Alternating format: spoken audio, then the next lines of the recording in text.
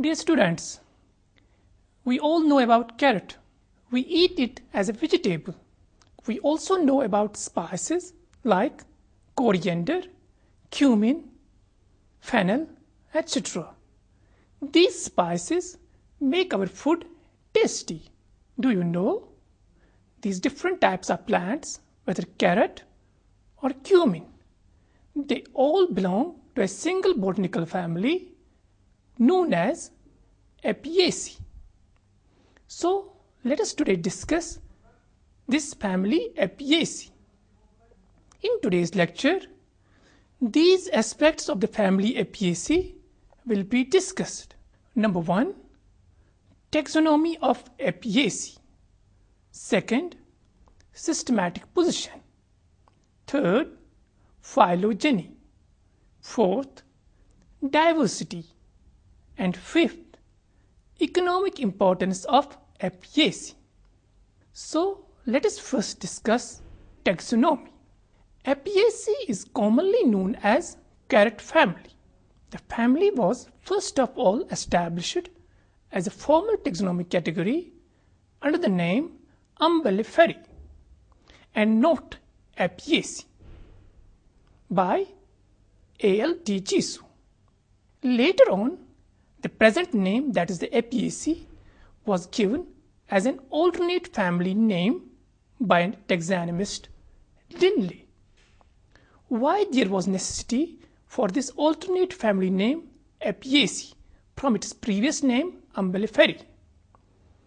This alternate name was necessitated due to the typification rule of International Code of Botanical Nomenclature. However, at the same time, Umbelliferae, that is the previous name, was also retained as family name due to its wide usage.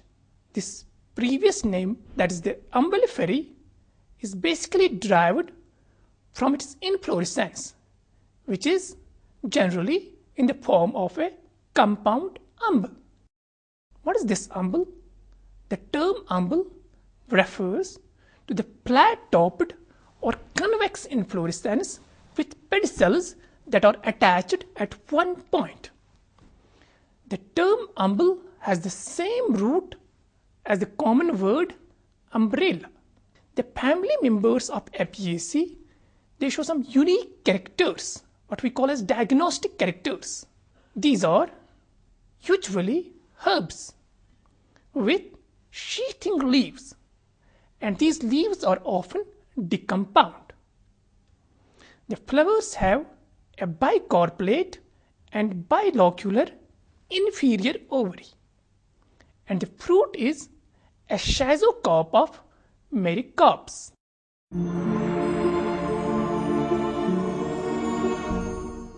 Now let us discuss its habit. The members of the family Apiaceae, they are either annual, biennial or perennial herbs, but mostly these are aromatic. The members can be sometimes, but very rarely, they can be shrubs. Example is Eryngium giganteum. Or we also see some of the members in the family Apiaceae having a climbing habit. They are climbers. An example is Pseudocarpum.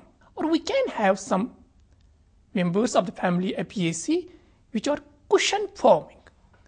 Example is Azorella. Now the root, as it is a dicot, here the root is a typical taproot system.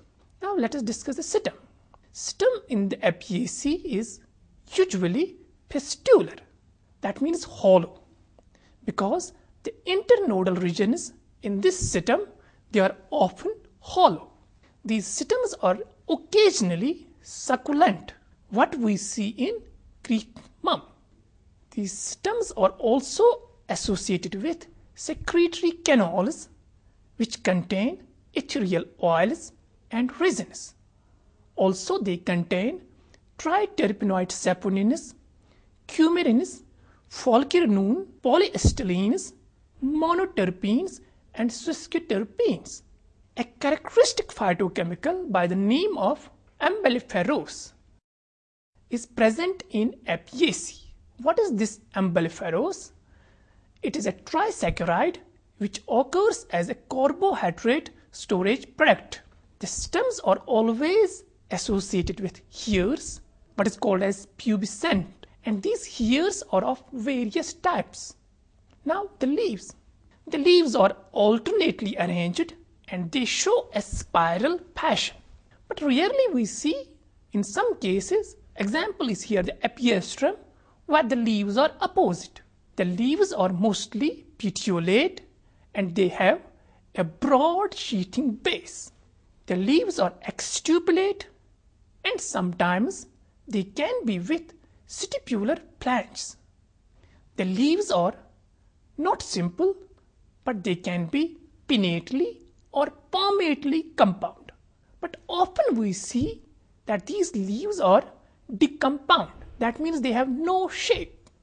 But there are some rare cases where the leaves in Apiaceae, they are simple. The common example is Bupalurium. In such cases, when the leaves are simple, they are deeply dissected or there are lobes. The leaf margins are very rarely entire. That means smooth margins. The example is hydrocotyle. The leaf venation in Apiaceae, it can be either pinnate or palmate.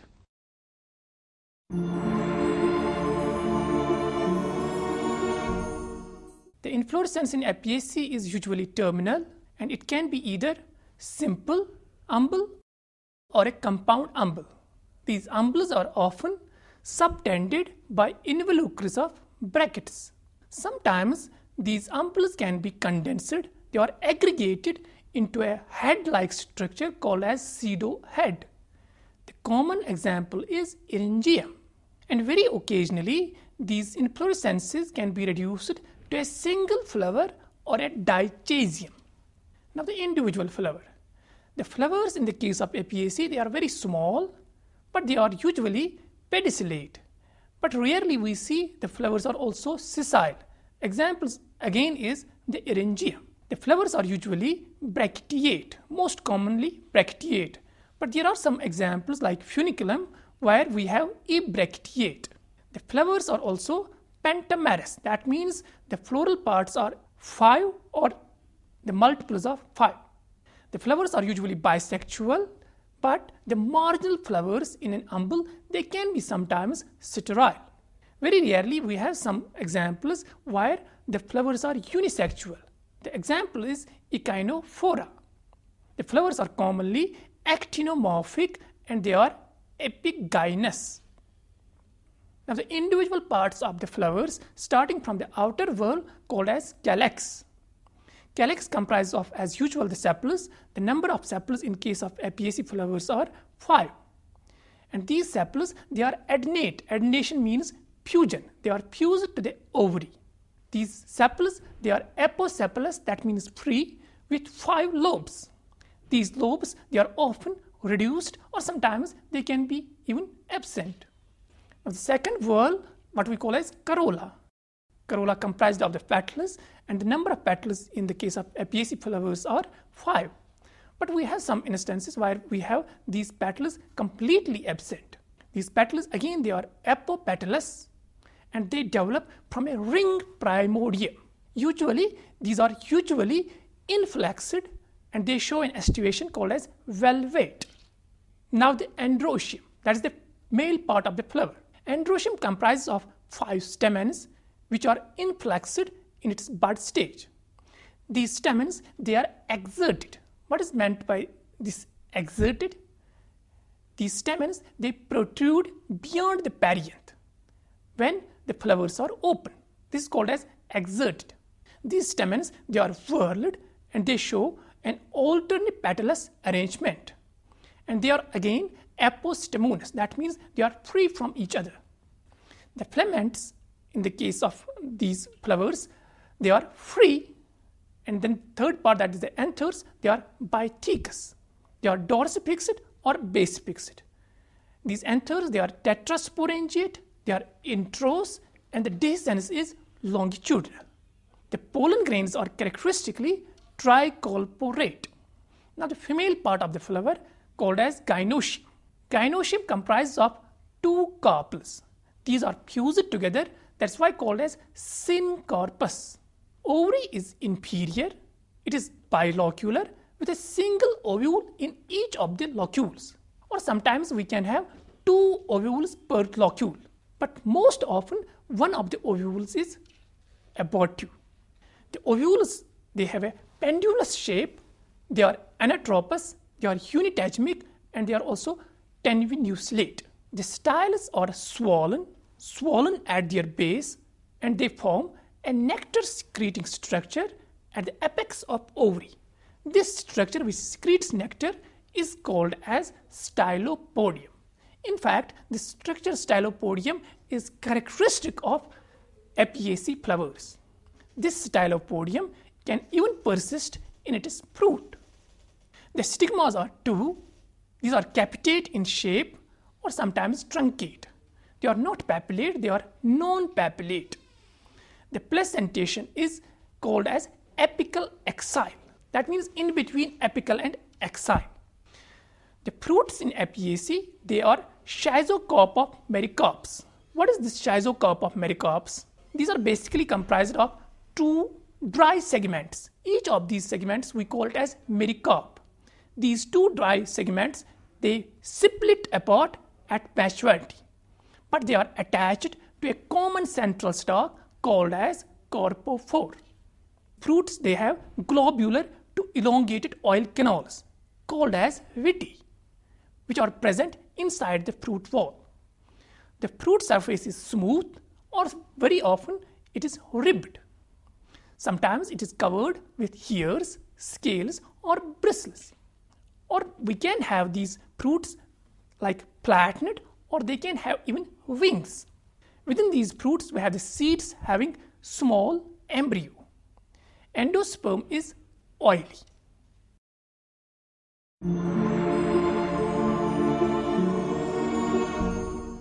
In the case of Apiaceae, we have usually small flowers.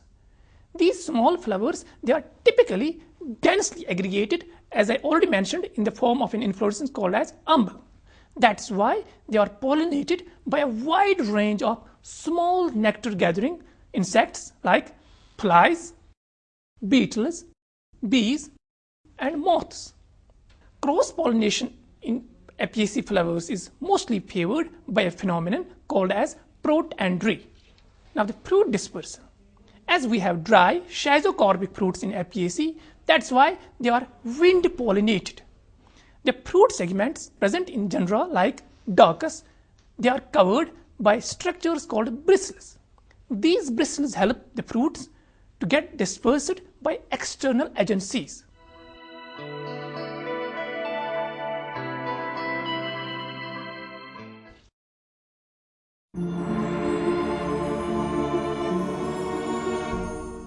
We'll just highlight few of the prominent classification systems. Let us start with Bentham-Hooker's system of classification, how they classified the family Apiaceae. Bentham and Hooker classified it under the class Dicotyledons, subclass Polypetalae, series Calciflorae, and the order Umbellales, as it was previously known as Umbelliferae. That's why the order Umbellales. Arthur Cronquist, an American taxonomist, gave a classification under which the family Apiaceae has been given the division Magnoliophyta, class Magnoliopsida, subclass Rosidae, and the order Apiales. Then the Armand Dakhtajan, a Russian taxonomist who gave an evolutionary classification. Under his classification, this family Apiaceae is classified under the division Magnoliophyta, class Magnoliopsida, subclass, not the Rosidae of Arthur Cronquist, but Cronidae. He also incorporated one more rank called as superorder and gave Apiaceae a superorder by the name Araliinae.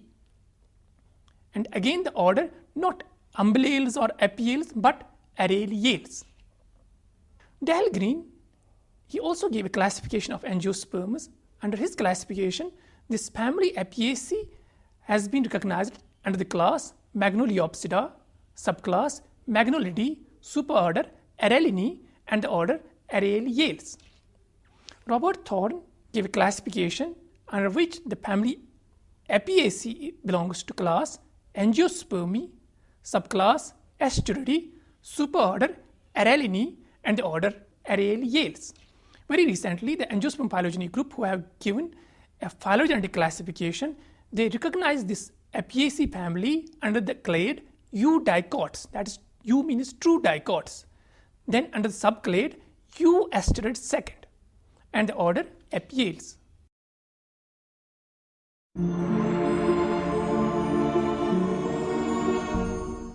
The monophyly of Apiaceae, that means the monophyletic origin of Apiaceae, it's a natural group, is supported by various sources, chiefly morphological data, secondary metabolite data, or very recently the DNA-based data like genes, orbicl and MAT-K sequence data. These all types of evidences, they support the monophyly of family Apiaceae.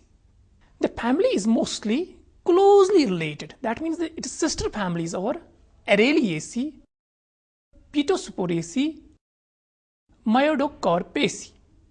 These four families, that's Apiaceae and the rest of the three sister subfamilies, Araliaceae and Pitosporaceae and Myodocarpaceae, they are placed under a single order Apiales. The Apiaceae and three sister families, they share the common features, what we call as apomorphies. These apomorphies in these four families are distinctive resin or ethereal oil canals. Also, they show the presence of Folcorinone polyestylenes. And lastly, they have an apomorphy that all these four families, they have a tiny embryo. While as the family Apiaceae, it includes herbaceous taxa having bicarpellate dorsally flattened ovary, and they have their fruits schizocarps, which have a corpophore and oil canals called viti. On the other side, its sister family by the name of Araliaceae, it includes not herbaceous taxa but woody taxa, having not bicarpellate always, but from bicarpellate to pentacarpellate ovary. They have not schizocarps as a fruit, they have globose drupes, and which characteristically lack oil cavities. Although the members of Apiaceae and Araliaceae that I have just mentioned, how they differ from each other, they are distinct from each other, but yet there are some genera which are in between these two families. These genera are Myodocarpus and Delarbrea. That's why their classification, their taxonomy has been always problematic. These two genera, Myodocarpus and Delarbrea, they are sometimes placed under a separate family, Myodocarpaceae. This Myodocarpaceae, some of the authors, they believe that it represents a remnant of a basal taxonomic complex, which is characterized by a woody habit, stipulate leaves, and a bicarpellate ovary, and lastly a schizocarpic fruit.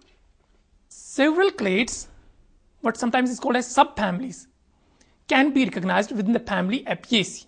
First of all, the subfamily Saniculidae. Examples are genera like Sanicula eryngium. They are characterized by broad leaves with hairy or serrate leaf margins. They have a stylopodium which is separated from the style by a narrow groove. Here the fruit is scaly or spiny, and the oil cavities, what are called as viti, they are poorly developed. One more subfamily, Epidoideae, have compound umbels. They have stylopodium, but they lack groove. Corpophores are here forked, and the mericarps are attached at its apex. The subfamily Epidoideae is represented by common genera like Coriandrum, Angelica, Epium, and Daucus. The Saniculidae and Epioideae, the two subfamilies that I have mentioned, these together they can also form a clade. This is supported by apomorphies like both of these subfamilies. They have a herbaceous habit, they lack stipules, they have elongated oil canals in their fruit, and also based on the recently DNA-based sequence data. At the same time, some genera like Magnoliidae, Centilla, They are anomalous. Both the genera, they have stipules and have a well-developed endocarp, but they lack oil cavities, that is the vitty, in their fruit. Nevertheless, Magnoliidae is a woody genera and is similar to Apiaceae in many features. At the same time, while the related genera Centilla is herbaceous and has a schizocarpic fruit. Recent molecular studies have indicated for a substantial rearrangement of traditional classification of Apiaceae. For instance, the genera which were previously included in the subfamily Hydrocotyloideae do not form a clade, and it is believed to be a polyphyletic. That's why some workers have shifted these two genera to Araliaceae, Hydrocotyle to Araliaceae and Centilla to Magnoliidae. Majority of the workers place these two genera under Apiaceae on the basis of DNA sequence data, although these genera are believed to be basal to the two subclade earlier subfamilies Saniculoideae and Epidioideae together. Recently, Angiospermae phylogeny group, they have recognized Magnoliidae as a subfamily Magnoliidae under the family Apiaceae and have added one more subfamily Asteridae.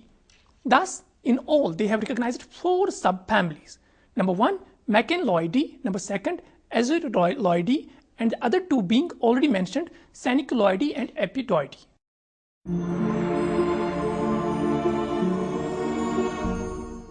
At present, the family is represented world over by about 450 genera having more than 3,500 species. Some of the species-rich genera in this family are Eryngium having 230 species, Ferula and Pimpinella having 150 species each, Bipilurium having 100 species. The 2 genera by the name of Lomentium and Heraclum, they have 60 species each. Angelica have 50 species. 2 more genera by the name of Sanicula and Chirophyllum, they have 40 species each. Members of this family Apiaceae, they are widespread all over the world, but their main distribution is in the north temperate regions of the world.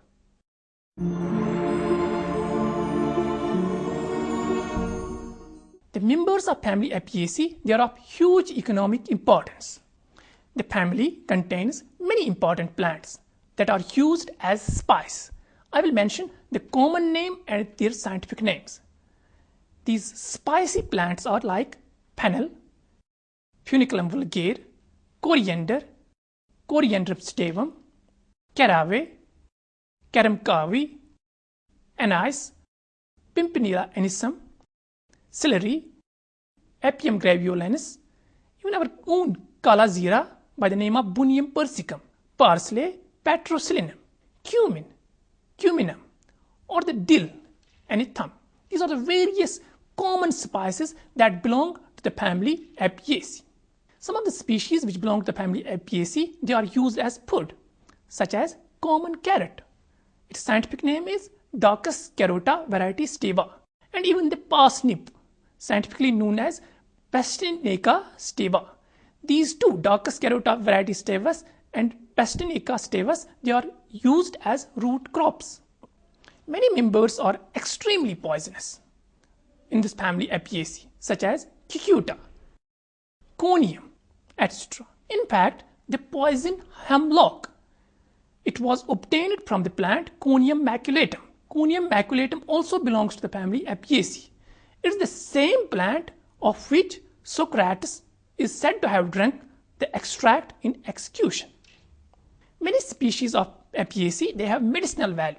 Some of the species of Ferula, Heraclum, Angelica, they are used in traditional medicine. Some of the species of Apiaceae, they are noxious weeds. Some of these are Daucus carota, Eryngium foetidum, Cyclospermum leptophyllum, and many more which are noxious weeds throughout the world.